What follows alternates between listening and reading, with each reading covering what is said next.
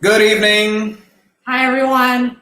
Sorry, we're a couple of minutes late. We actually lost electricity and had to run around and make sure the lights were back up and the internet was back up. But yeah, here we are. We've sent a link to Laura. We're waiting for her to join us. Let's give her a couple of more minutes before she gets in. How are you guys doing tonight? How has your day been? Did you guys get some exercise in? I just finished a 45-minute run. Did a little bit of a easy run. These days I'm just focusing on easy runs. I'm grateful and thankful that we have a treadmill. Otherwise, because of the whole lockdown, I wouldn't be able to actually run because we can't go outside. So I'm very, very grateful for that. Do give us some ideas of what type of training that you're doing. I know today's talk is going to be around mindset training. So I think today's workouts and how we're redefining the way that we train will definitely go hand in hand with today's talk. Yeah. Hey, Alex, nice to see you. Yeah, you just woke up. It's 7 p.m. here. I know it must be pretty early for you. What time is it, Alex? And how's the weather in New York? We are still waiting for Laura. Maybe another minute or two. Okay, there she is. Laura's here. Looks like everything's working. We have electricity, so we we're have here. electricity, we have Wi-Fi, and we have Laura Kline, who's smiling backstage. And okay, Alex says it's 9:35 in the morning. The weather's getting nicer. That's nice. We haven't really had an opportunity to sort of scout the weather here because we're all indoors and we can't really get out much. But hopefully soon. Hopefully soon. All right, it's time for an awesome introduction to an awesome person, Laura Kline. Laura is a BA in sociology and psychology and has grown up playing field hockey, softball, basketball, and also dabbled with a bit of boxing in college. She made her running debut in 2001, her duathlon debut in 2004, and her triathlon debut in 2004 as well. She has gone on to win multiple national and world championships as a duathlete, triathlete, and a trail runner. I don't think anyone can beat that. She's won so many titles that I can't possibly mention all of them, but I'm going to pick a few, and you can read the rest on her website, which will be in the description below as well. Okay, as a duathlete, Laura was the 2012 long course duathlon national champion in the US, 2014 short course duathlon world champion, nationally ranked first overall in her age category for 2011 and 13, nationally ranked second overall in her age category for 2012, and she ranked 8th, 9th, and 11th in the World Championship. Missing the years there, but I'll come back to you on those. As a triathlete, Laura's smiling in the background. Yeah, as a triathlete, she was a 2005 national champion for the ultra distance triathlon in her age group, All-American triathlete 2006, 2007, 2008, 2013. First place age group 2005 at the USAT Mid-Atlantic Triathlon Series. Not done. This is just duathlete, triathlete. We're going to get on to ultra runner now. Second place, USATF 50K Road National Championship 2016 and 18. Third place, USATF 50 Mile Trail National Championship in 2015 and 16. RRCA Female Open Regional Champion 50K 2013 and 14. Wow. This is just... Guys, literally, I've just taken maybe 10% of her wins because I can't possibly mention all of them. She is an amazing athlete, multi-sport athlete. Laura's also a passionate vegan. She's been to India and stayed with us last year and early this year. She loves pani puri, sev puri. She can eat 6 dosas in one sitting. She loves running races in India because the weather here is hot and humid, and it's a welcome change from frozen Syracuse.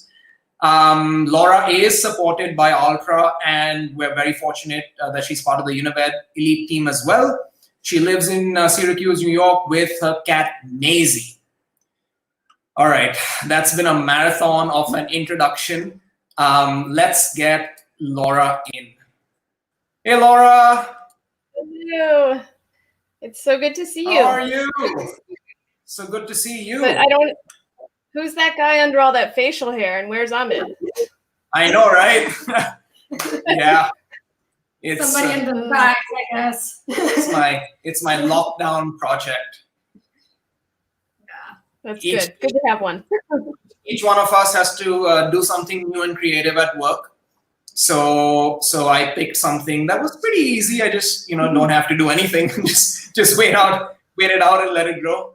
That's right. Yeah. How have you been? What's happening? How's the weather? How's work? How's life? What's up? Ooh, where to start? Well, the weather today, it is starting to look nice out. It's sunny. It's supposed to go up to about 60 today, so it'll be a nice day to get out and run. We still have been getting snow up until even last week, so that's been kind of rough to deal with right now. I just really want this spring weather, so I'm happy to see the sunshine out there today. Yeah. And let's see, work has been, it's been a little crazy with everything going on. Starting to kind of level back out now, which is good. So I can focus myself back on training again, which is nice. Yeah. That's good. Are you still able to go out and train on your usual trails, usual routes, or do you have to make changes? Are you restricting yourself to a certain neighborhood? How's that coming along? Yeah, I have restricted myself. Some of our parks here are closed, so not all the trails are closed. There are still some open, but of course, then those are typically very crowded right now. Mm-hmm. So I've been really just running from my house, staying on the roads for the most part, just keeping it close to home, just out of consideration to others. Yeah, that's good. At least you're able to still step outside and get a nice fresh air run and enjoy a little bit of I know it's been cold, but I think it's nice to be out. The times that we go grocery shopping, that's the times that I take in all the fresh air because unfortunately we can't venture out and run here. Yeah. Yes, I definitely feel lucky for that. And sometimes I feel guilty that I get to do that and you are stuck inside. And then, I have people from like the UK they can only go out one time per day to train. So they're like, oh, you got to ride and run outside. Wow. So it's very interesting times for sure. And I'm very lucky to be able to go out. Yeah. Awesome. Yeah. Laura, boxing, duathlons, triathlons, ultra running, you've been up to a lot of mischief. How have you put all of this together? Can you take us through the journey? Whew. Well, I got started in team sports as a young girl. I was probably about 7 or 8 when I started playing team sports. So I've just always been drawn to being very active. I love competition, as you probably know. So I think it's just kind of evolved over the years. Once I got out of team sports and went to college, I had to find a new way to occupy my time and really kind of all the energy I had. So I don't even exactly remember how I stumbled upon boxing. I think I just saw an ad for the local boxing gym and was like, that'd be cool to try that. And really got hooked on just the training aspect of it. And, I didn't really get to box much. For those who know me in person, I'm a little bit on the smaller side. So it was hard for me to find a fight with somebody in my weight class. But I did love the training and, it really got me into good shape, got me really healthy. And then once that phase of my life was over, that's when I kind of discovered running and fell in love with running. How long were you training? How long were you boxing for? I think it was probably about 2.5 years. That's a fairly decent time, yeah. So you had, obviously sparring every day and going into the gym, lots of weights, lots of punches thrown around. Agility work, I'm sure. Yeah. A lot of agility work. Yeah. And I bet. I mean, go ahead. beyond running, that was probably some of the best shape in my life that I was during that time, because the training, I'd go to the gym like 4 hours a night. Wow. And it was a lot of work, and I loved it. It was a lot of fun. Yeah. Were you a competitive boxer? Well, that was the problem. And that's why you 4 hours at the gym and not an hour. Well, I would spar at my gym. They would have me sparring. My weight class was 109 was my weight in pounds. And I was sparring, the one woman I sparred was 165 pounds. So wow. I was able to like spar pretty high up in weight, but when it comes to competition, they don't allow that. And I went to the New York State Golden Gloves competition, and I was so ready to fight. I was so excited. And I think the next weight up from mine, the girl was 113, and they wouldn't even allow me to box her. So I ended up, being considered the champion by default, which I don't consider because obviously I didn't get to fight. But I think that's when it really just took the wind out of my sails of like, I love the work that I'm putting in, and I love the boxing gym and the people that I'm, training with, but I couldn't really put it to use. Yeah. And do you still have friends from back then, from the gym? Are any of them running now? Do they run with you? Or do you get in and put on a pair of gloves every now and then? No, I haven't. It's funny. I often think about that, like how it would feel to actually put on gloves and try to, hit the bag again. But no, unfortunately, I know some of the people that kind of got more serious into boxing have moved. Like one of the guys I trained with moved to Philly because there's a better boxing scene there. But I'm not really in touch with too many of them anymore. Yeah. And not a huge overlap of boxers going to ultra running. Yeah, how did that transition go? When did you make that transition to triathlons, duathlons, and then ultra running? Well, I started first with the road running, and I lived in Southern California when I started road racing, and triathlon was pretty big out there at the time, and I actually witnessed a 70.3, like a half Ironman triathlon out there, and had some friends I knew who were into doing Ironman.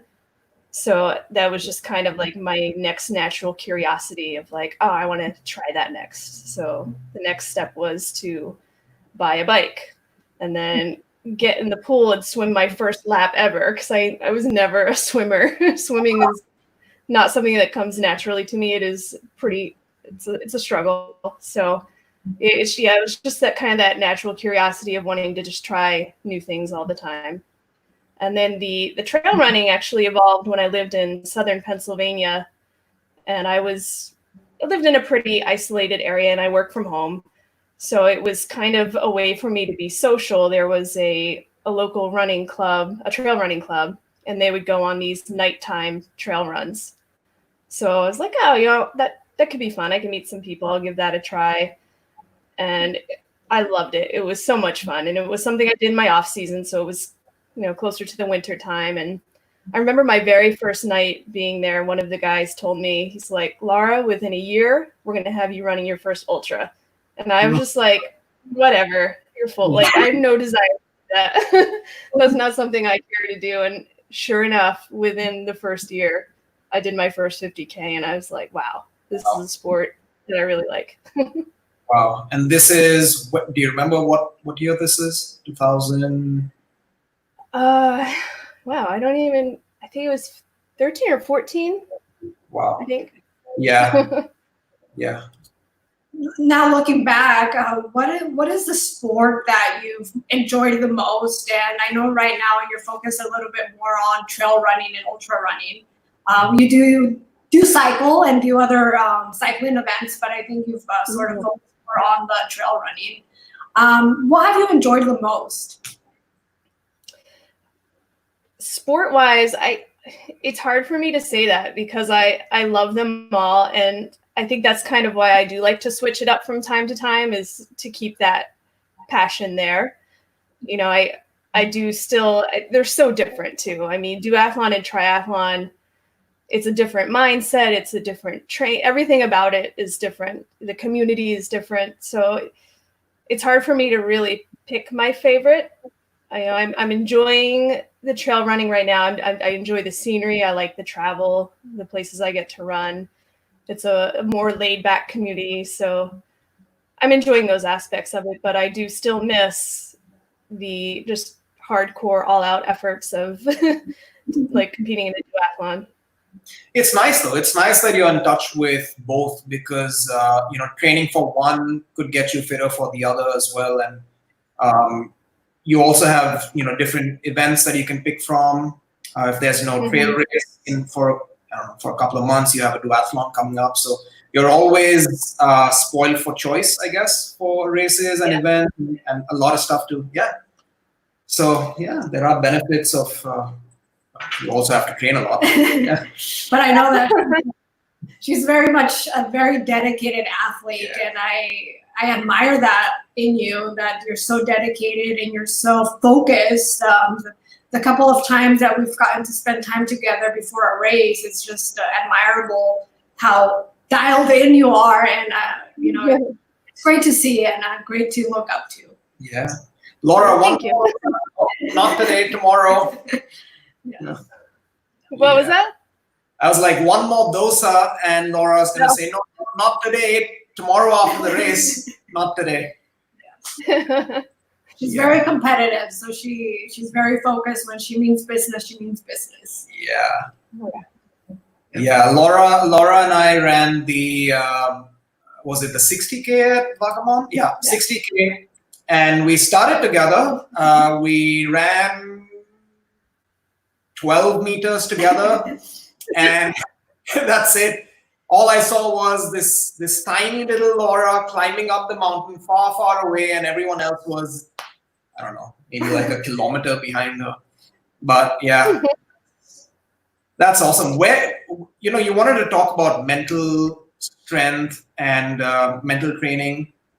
Is that something that you picked up while boxing? The importance of having a strong mind application to whatever situation you're in, whatever sport you're in, whatever phase in training you are in, or if you're in a race and you're behind and you need to catch up. How did you develop that, and what's your take on? I think I really started to develop it and see the benefits of it when I started training and racing in triathlon, and that was 2004. I lived in Baltimore at the time, and there's a famous coach in the triathlon world, the old school triathletes might remember him, Coach Troy Jacobson, and I was lucky enough to be able to attend some of his workouts and work with him a little bit. And he kind of taught me that you kind of have to go beyond what you think you can do and just keep getting that little bit of extra out of yourself. And that kind of shone through when we would do track workouts. And I really appreciated his type of coaching, where it wasn't a coddling and a like, oh, you're doing a great job. It was pushing you to get more out of yourself than you think you can. And I think that builds up that confidence in you, and it lets your brain can then tell your body, like, I know I can get more out of myself, which is something I turn to a lot when I'm racing. And when you're starting to feel tired and fatigued and like your body is breaking down, just having that in your head of like, I know there's more in me. I know I can get more out of myself. And he also, that's the mantra that I use the most when I race is strong and focused. And I actually got that from him. So that's where I kind of learned to have a mantra like that for when you're racing. So when you're starting to maybe lose focus or slow down, you can just pull that up into your head, and it really refocuses what you're doing and puts you back into the moment. Strong and focused. I like that. Yes. That's my favorite. When you say mindset training though, can an athlete develop himself or herself to have a stronger mental approach what are some practices or what are some techniques that someone can use to get stronger mentally and not let a physical breakdown mid-race just ruin the race for them? Well, it is something that you can do in training, and it can be as simple as not always picking the time to train where you feel most energized and refreshed. I mean, we all want to go and just do a workout when we're feeling our best and nail it and be like, all right, I set out to do something and I accomplished it. Sometimes it's better to wait until after a hard day at work when you're tired and you're stressed, then go out and challenge yourself and show yourself and show your body that you can achieve it even when you're feeling tired or stressed. That starts to build up that tolerance in your system of, okay, things are hard right now, but I can do it. And another thing that I like to do, and again, things like this, you don't do it all the time because then you'll just burn out. You don't want to always go out and train when you're stressed. But another thing I like to do is if there's going to be bad weather that day, I don't always do my training before the bad weather hits. I'll wait till the bad weather is here. Yeah, because you don't know what you're going to face in a race, and you want to be prepared and you want to know that you can still run hard repeats when it's pouring rain and the wind is blowing sideways at you.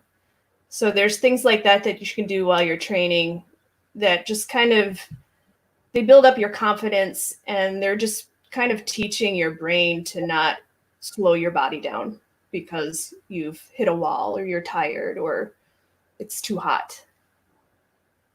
Are there times for you still when you're competing that you hit the wall or hit a moment in your race that you're just like, man, I'm just done?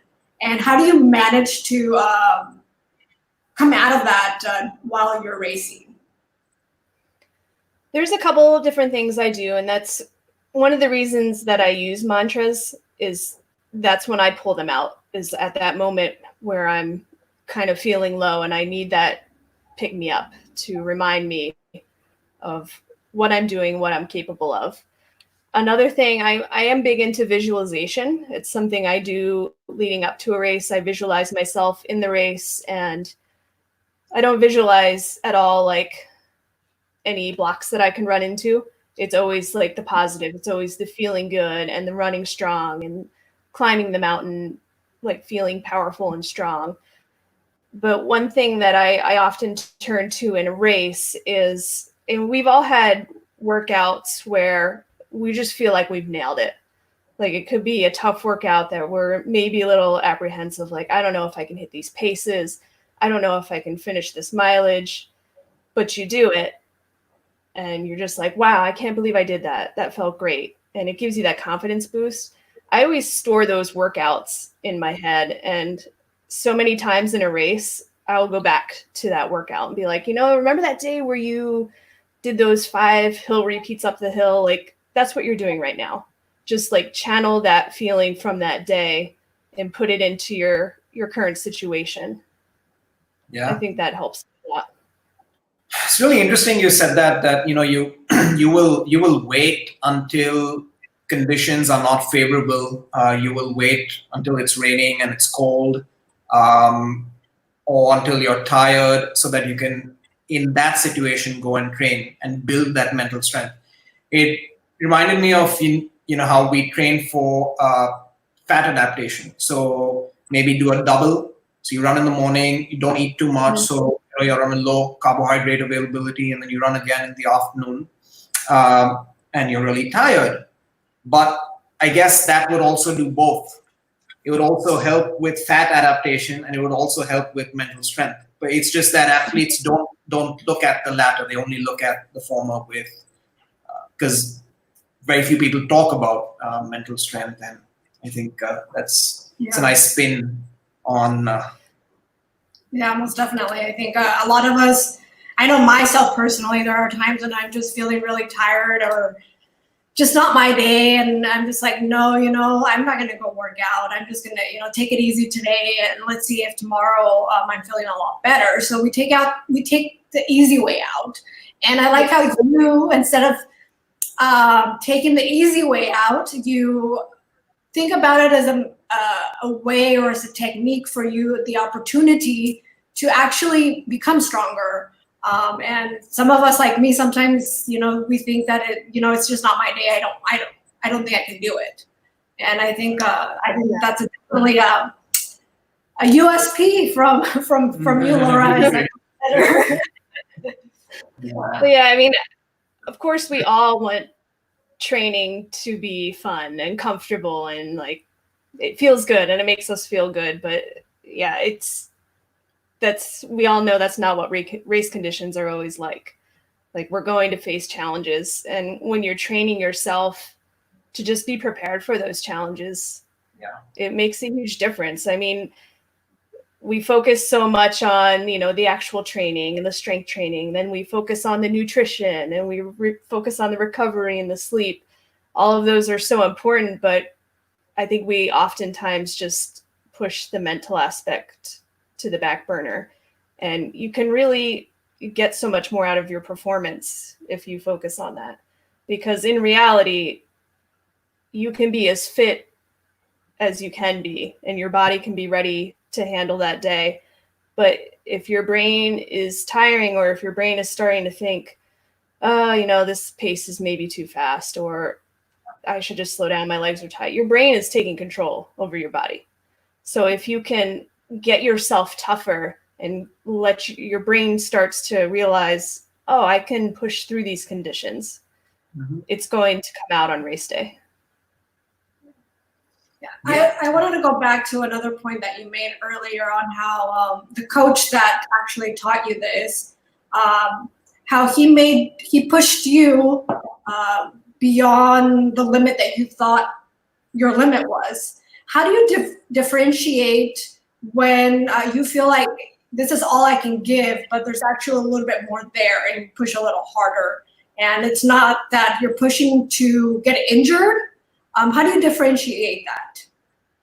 Yeah, that is a really important point to make, because obviously pushing yourself is not to the point of injury, or it's not, oh, I feel pain, but I need to push through this because it's going to make me stronger. That's, there is that fine line there of not pushing that hard.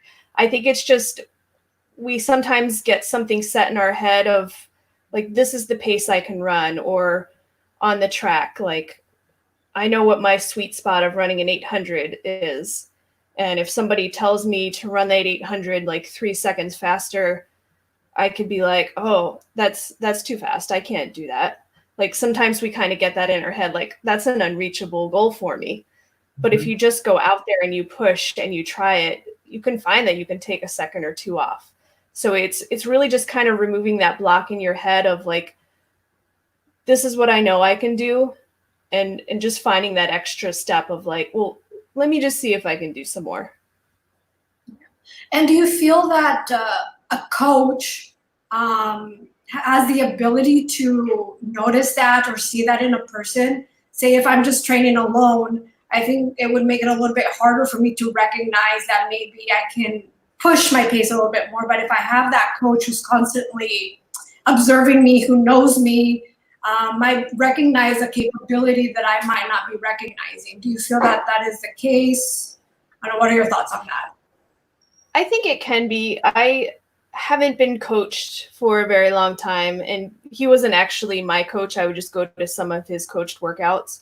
Mm-hmm. But I think they can bring that out in you for you to realize that in yourself. So now when I go and do like a track workout, a lot of times I'm doing it by myself. And I automatically just try to push myself harder every time. I don't finish a lap and look at my watch and be like, that's all I got. I think it's just kind of ingrained to me, but it has come out through a coach. Like sometimes it takes somebody else believing that you can do more for you to start believing it in yourself. And do you feel that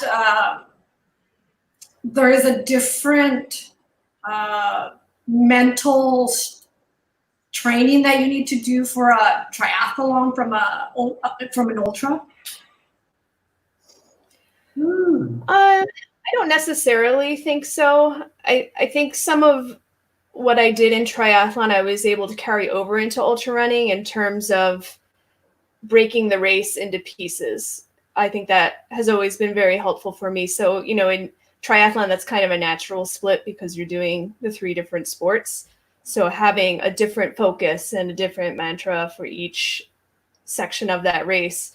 So now that's what I do in my ultras is maybe, I'll either look at the course map or know like there's a big hill coming and I'll split my race up that way so that for each section, there's something that I'm focusing on, or, like this hill I know is going to be very hard. Like we all remember Cordillera Mountain Ultra.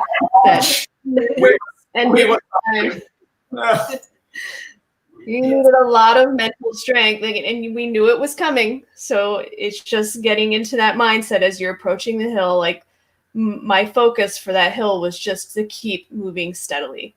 Like whatever it takes, just keep moving forward at a steady pace.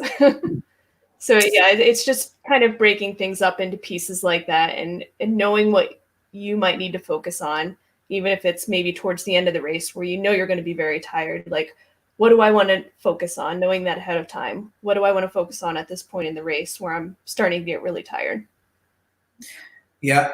Last year, the first year you came to visit us, you knew it was going to be hot and humid in Kochi. What did you do anything special in terms of, prepping, just mentally getting ready for it? Yeah, that's a good question. How do you go about getting mentally prepared when you know that you're going to be racing in a different environment altogether? Yeah, from sub-zero temperatures to 50 degrees Celsius. So. Well, let's see. Last year, my preparation was panic. No, I'm just kidding. I did do some sauna training just to try to get my body prepared for that heat. But yeah, I mean, that was another big mental block for me. And that's one of those where, especially for me, since I've had a heat stroke before, it's not something I want to push too hard mentally through. It was more of just like a checking in with myself and making sure it was safe enough for me to keep pushing. I think that's one of those instances like with an injury or pain where, you can mentally prepare, but you don't want to mentally push yourself past your limits. So yeah, I can't really remember how I mentally prepared for the heat other than just knowing that I was going to have to endure it and just being ready to face that. I know mid-race or in the race, it was really hot. So did you reach boiling point? Were you ready to explode? And how was that? How are you tackling that? It's funny because this year was hotter. Wasn't it? It was hotter than. Yeah. So. I mean, I only did I actually was dying. So. But this year was easy. You were prepared this year. You ran 30K less this year. So, that's right. Yeah, But the heat itself was more manageable for me this year than last year. I think last year was more of just a shock to the system, and this year I was more mentally prepared because I knew what I was going to face heat-wise. But last year, yes, I definitely hit a melting point, a breaking point, and I don't remember exactly where it was in that race, but and for me, it was more just kind of checking in with myself mentally to make sure that I was okay. And I do these little checks with myself because when I had my heat stroke, I kind of was losing my mind.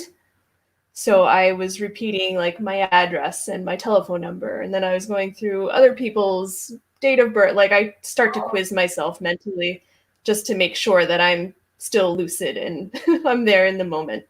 So, and I think not only does that give me the reassurance that I'm okay, but again, it kind of refocuses me to where I'm at so that I'm not just sitting there like, oh, it's just so hot. I just want to stop. Like, it's just refocusing your mind to the task at hand.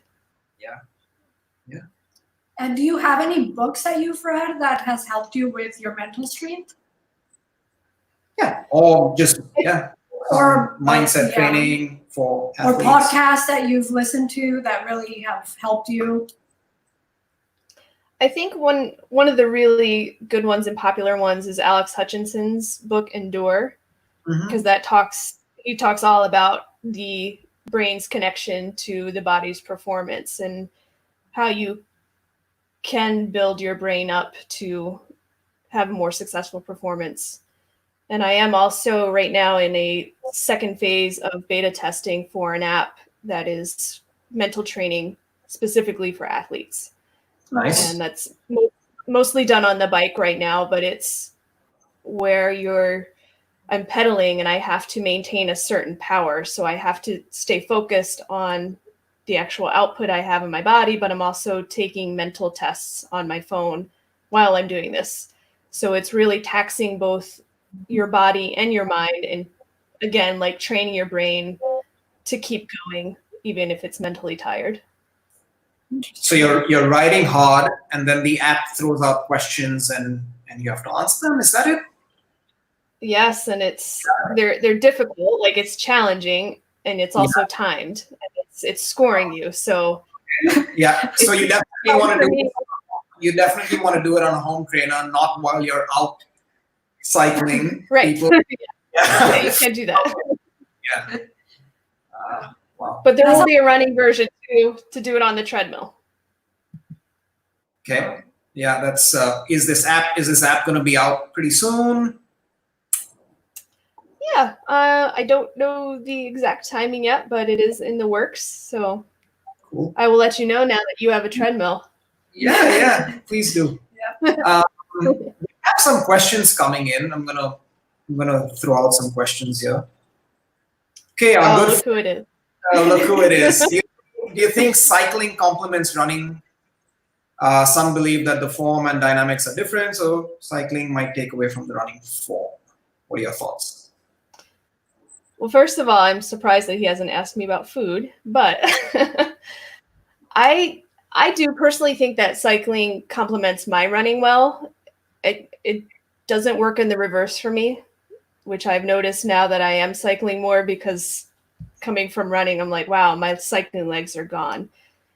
But maybe, I don't know if that has to do with me being a triathlete or riding the triathlon bike, because the triathlon bike is built, you're set up differently so that you're saving your running legs. But I don't know. I find that the cycling does complement the running for me. I'm not really, I don't think it really changes my form all that much. I think it just makes me a stronger runner, I believe. Yeah. Anurag asks, how effective does meditation work for the mind? Meditation is great. It is one thing that I have not quite mastered yet. I'm working towards it. I like to use meditation. Right now I use it more at night before bed to kind of help calm me down and go to sleep. I would like to get into a better practice of doing it in the morning as well. But even just the simple act, a lot of times before a race starts, I will do some breathing exercises of just taking those like really deep centering breaths to kind of just self-centered and ready to go. Yep, Alex had the same question as well. So yeah, Anurag was on yesterday, and he spoke a little bit about how he does. I think he meditates 2 or 3 times a week, and he says it's helped him. He's a fast 10K runner. This is not a question. I guess this is a suggestion. I do also eat competitively. So Rahul, you're just gonna have to, I don't know, come over and maybe go over to Laura's place and make sure that she's eating well. Yeah, I know. He has to train me better because he is the master.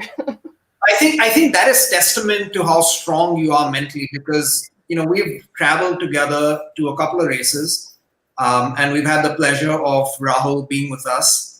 And Rahul, being who he is, he loves feeding people, and so every trip the day before the race, he puts out so much food, and all of us are eating, but Laura isn't.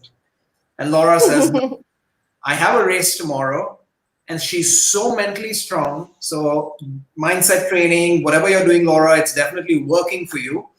But then, yeah, the minute the race is over, she's like one of us. Indulging in some good vegan food. Yeah. I'm very. Oh, go ahead. Go ahead. I was going to say that I am very strict before a race, and that comes up a lot when I travel internationally to race.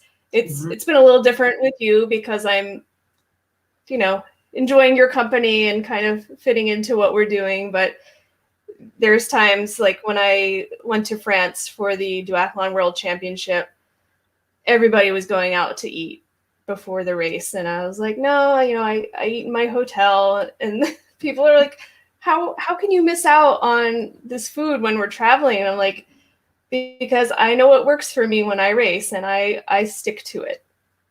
And sure, and even I think I got made fun of the morning of the race when we're in the hotel dining room eating. Everyone's having the breakfast that they have laid out, and I bring down my little packet of oatmeal. And somebody like made fun of me, like, I can't believe you brought your own oatmeal. And then I won the race, and afterwards he's like, I think I'm going to start switching to bringing oatmeal when I travel overseas. But yeah, I mean, I stick to what works. That's very important, I think, to not try something new, especially if you're traveling internationally. That something can go wrong. So if you have your meal ready, you know what works for you on that race day, the night before the race day and the race day morning. It's very important to bring it along with you. Bringing it back to mindset training, since right now we're going through some tough times and some of us are locked in, we're not able to do the same type of training that we're used to. How do you think that how does mindset training translate to our current situation? Yeah, I actually think that's the perfect time that you can work on it because you are so restricted, and some of the training you might be forced to do could be mind numbing. And that's a great time to really practice that and focus on it just by the act of training alone, of just saying like, oh, do I have to run on the treadmill again today? Like, yes, you do it and your mind gets stronger for it. I did a virtual race to benefit the World Health Organization where it was a 19-mile run. And I mean, I could have run whatever I want, but I chose to do this loop with a set of stairs, and I did it 55 times. Wow. I just like, that is helpful for me to just do something like that over and over. And it's just putting another tool in my kit of mental training. Yeah, it's crazy. I was going to say, as frustrating as it is right now to just be stuck to roads by my house, like I'm taking advantage of that opportunity to like, this is what I have and this is what I work with, because that's going to help me on a race day. Yeah. I was just gonna say it's crazy because a couple of weeks ago, an ultra runner from Malaysia, who's known as Crazy Yim, ran 35 and a half hours around his living room, covering, I think it was like 253 kilometers to raise some funds for NHS workers and people who are on the front lines. And yeah, I was just sitting there thinking, this guy is crazy. And now I'm not thinking he's crazy. I'm thinking he's mentally really strong. Yeah. Because that in what was maybe a 50-meter loop for 35 and a half hours, it's just mind-boggling. You have to be so strong. Your bed's right in front of you. Your couch is right in front of you. You're running by it. Your kitchen's right there. But yeah, that takes a lot of mental strength. You do something like that and then you're finished and you're like, wow, look what I've done. And anything you do in a race after that is going to seem easy to tackle. Oh yeah. You can just go back to that and be like, wow, remember that time that I ran 35 hours in my house. Yeah. I think a week later he did an 80K as well in his living room. So that is That takes something. Yeah. Did you have any races lined up, which unfortunately may have gotten cancelled? What were you training for? How does I that? had one. Sorry. Along with that, how has that affected your mentally, like knowing that you were trained for something and now you sort of have to, I don't know, wait it out and see what races will be going on? The next race that was coming up for me was in May in New Mexico, and that one was canceled. Yeah. And of course, OCC is on the calendar, and they have not officially canceled, but there's no way that's not going to happen. Yeah. I think honestly for me, because I've had the 2 recent injuries and have had to cancel really big races, that was way harder for me mentally than this is. And I think that was because I felt like missing out on those races was something that I caused myself, where this it's out of our control. So you just got to roll with it and just keep training, stay active.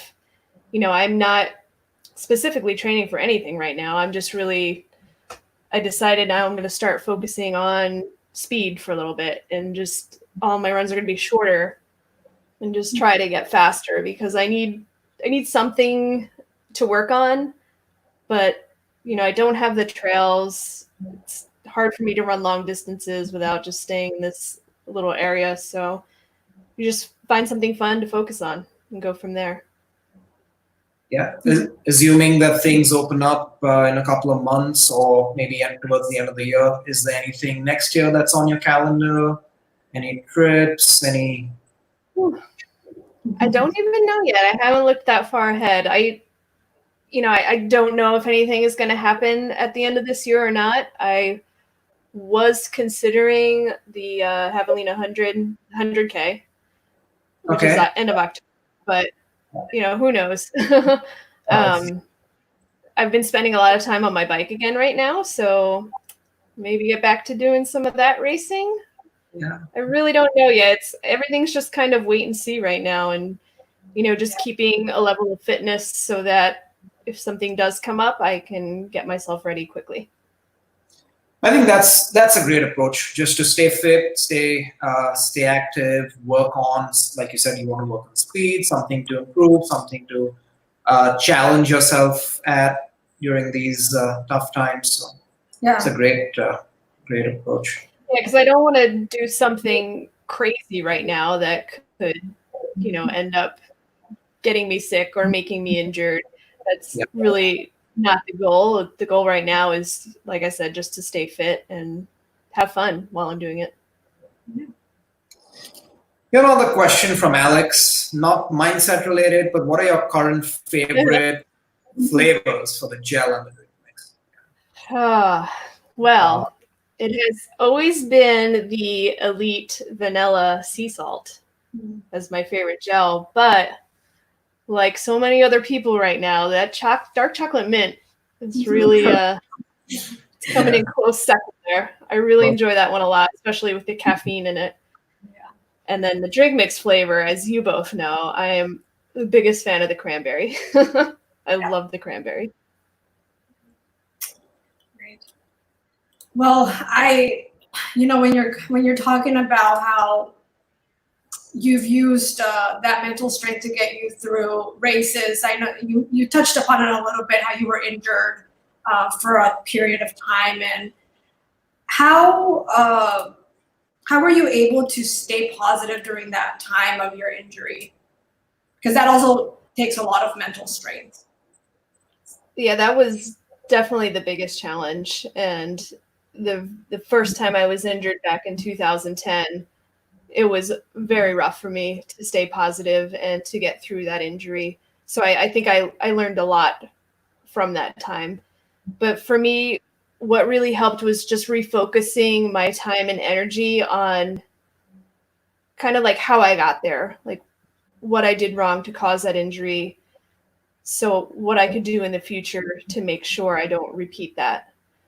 And that kind of kept me in the loop of my sport in a way, because I was doing a lot of just self-research and reading and just learning. And it started to make things more positive for me. So when I came back, like I had a plan. Do you feel like now that you've evolved as an athlete, are you more aware of your body than you were 10 years ago? That you're able to tell? Yeah. Yes, I'm definitely easier on my body. You know, the mental toughness has always come very easy to me. And I think that has gotten me into trouble in the past of pushing a little bit too far or a little bit too hard, which led to my first injury. So I'm definitely way more in tune with my body. And, you know, that's part of building your mindset, is just being able to listen to your body and knowing when it's too much or when you can give more. Right. It's good advice. Yeah. I think a lot of us sometimes we're not in tune. I don't think we're in the present. We're not in the moment when we're doing our trainings, that we don't listen to what our body is telling us. And sometimes we push too much, or we neglect a certain part of our training, and we unfortunately fall to an injury, and then that sidelines us for some time. Mm-hmm. Well, we have some fun quick fire round questions for you, Laura. Whenever you're ready, bring it on. I guess I'm ready. Oh man. Okay. Hot Kochi weather or cold home weather? Oh, I'm gonna pick the hot Kochi weather. Oh really? Even though I struggle in the heat, I do still love the heat. So that means we see you back in January for Vagamon. If it's on. That's right. Yeah, hopefully, yeah. 6 dosas or 7? Ooh, for all those watching, I better say 7. Good one. Save puri or pani puri? Ooh. Can I have both? Well, go ahead. I'll go with Sev Puri. Save puri? Yeah. In your honor, we're gonna have save puri for dinner today. So that's what's on for you. Yeah. Yeah. In a race, do you prefer running uphill or downhill? Ooh. I'm gonna say I prefer downhill. I love to be able to bomb downhill, running really fast and recklessly. I love it. And then breakfast, pancakes or waffles? That's another really tough one. I love them both. I'll go with waffles. Waffles? What's your favorite topping on them? I usually like fruit, like berries or bananas. That's what I prefer. And then we have an extra question for you from our friend in Korea. And he wants to know, do you prefer suffering in the Philippines or in India? Oh, these questions are so difficult. I would say the suffering in the Philippines was some real suffering. Yeah. Oh wow. Partly because of that hill, and partly because I had someone reminding me of the suffering, which was him. Yeah, I just remembered his friend sitting in that little kiddie pool at the end. So we did a race in the Philippines, and we ran the 50K. And one of the participants was a doctor who was also running the 50K, and he was, I think, 72. Yeah, so he was, I think, the oldest participant for the race, and everybody was looking for him towards the end of the race because there were only about 10 minutes left in the race, and he hadn't come through the finish. And the race director went out and found him, and he was laying on the side of just about 500 meters before the finish. He was laying on the side. Yeah. He had suffered a heat stroke. He had suffered. Yeah. Yeah. So, but yeah, if anybody wants a challenging trail race, definitely the Cordillera Mountain Trail Race in the Philippines is a great destination and a great race. Yep. Also. Great race director as well. JP is a great guy and he puts on a great race. So if anyone wants to travel to Asia, of course, do definitely come to India, but also consider the Philippines. Look up CMU. That's what the race goes by. And it's in, you remember March. what month? March. It was March, yeah. This year he had moved it to June because of what was happening. And then, of course, this is going to be prolonged. Yeah. I would love to get back there and race again, though. That was great. A great time. Great. Well, it was nice to catch up with you, Laura. Lori, as mom would say, I told her that we're speaking with you today, and she's like, "Oh, can I come and say hi?" But now so here's a small update on mom. She's been walking on the treadmill every day. She started out with a 32-minute 1K, and she's brought that down to 25 minutes. Wow. So yeah, that's great improvement for her in just, I think, 2 weeks or 3 weeks. She walks every day in the evening. She still calls the treadmill a cycle. She says, "I'm going to go into the room and cycle for a bit," and then she gets on the treadmill and walks. But no, it's great, and she remembers you a lot. You know, I told her that we're speaking with you today, so she said, "Oh, let's do Safe Puri," and then we can do something. So. Well, tell her I missed her and give her a big hug for me. I will. Tell her that her time on the cycle is building her mental toughness. I'm going to tell her that Laura, as a duathlete, said you should cycle and walk, and you're really lucky that you're cycling on the treadmill. So back to Rahul, it's definitely going to improve her ability. But no, jokes aside, it's great what she's doing, and that's a great example of mindset training for you. You know, at that age to decide to actually take it upon herself to continue, because a lot of the times we start something, but we're saying we're tired or we're not going to do it, so we stop. And she's been able to maintain that. She's motivated herself that she wants to walk every day, and that's I think I see a difference in her. She's a lot more energetic, and so that's a great example of not making any excuses whenever we're feeling down. Yeah, I mean, especially at that age, it'd be very easy for her to just say, "I'm happy to just sit around and not do anything," especially during this lockdown. So that's really great. Tell her I'm proud of her. I will. You take care. Nice to. Yeah, say hi to Maisie for us. Eddie says hi. Where's Hosh? Hi, Eddie. Eddie said hi. I love watching his videos. Hosh is right there. But yeah, it's crazy. This guy jumps on him and tries to chew him, and then there's my Hosh. Everybody needed to see Hosh. Yeah. Well, good catching up, Laura. So much to learn. Yes, you do. We need to work on a couple of things when it comes to mental strength and mindset training ourselves. So thank you for reminding us about the importance of not just having a strong body, but also a strong mind. And we wish you good health and happiness, and we hope to see you soon. Any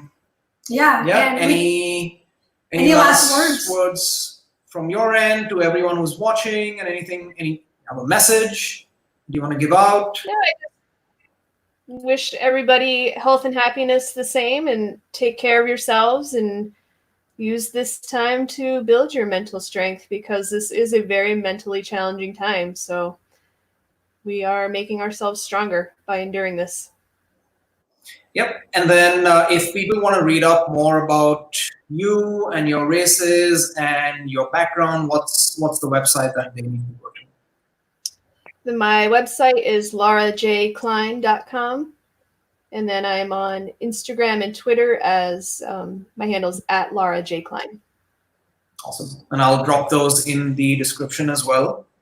So please do reach out to Laura if you have questions. I'm sure she'll be happy to help you out and answer some of them. Yeah, I think she's a great person to reach out for advice. She's a very experienced competitor. And if you're, doing a triathlon, duathlon, or trail run, she's definitely the right person to reach out to. She definitely will give you some great advice. Yeah. The Ironman came out to India last year, so maybe that's your next event when you come visit. Oh, so. yeah, that's a good idea.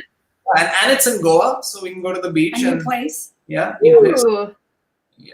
What time of year is it? November. October. October.